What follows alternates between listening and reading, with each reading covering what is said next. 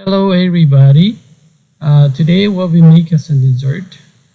What we will be making is called the sweet boiling ball. These are the ingredients we need. We need 1 bag of the glutinous rice flour, the green bag. We'll need 1/2 cup of sugar. You can put more if you want it to be sweeter. And then 1 cup of water. The following are the directions. I'm not going to read through it. If you need more time, you can pause the video and then read through it.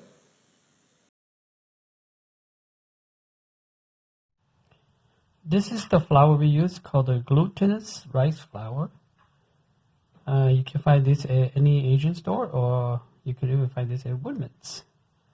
You probably find a better price at Woodman's. It's the green kind, not the blue kind. Alright. You can put a different color. We put a different color. I think this is pink. And then this is green. You can do as many colors you want. Okay.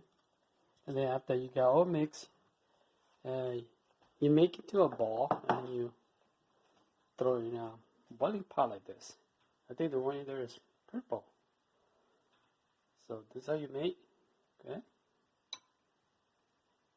When we have everything finished, it's going to be really colorful because we're going to mix all the color together in a boiling pot. So when it's ready to serve, we'll let you know.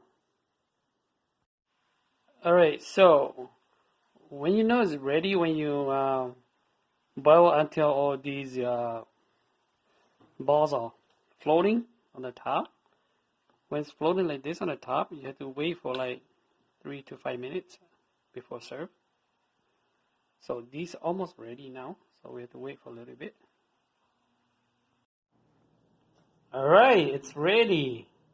Obviously, it's ready to be served. It's hot, so we have to wait until it's cooled down until we can eat. If you can eat hot, you can go ahead and eat it.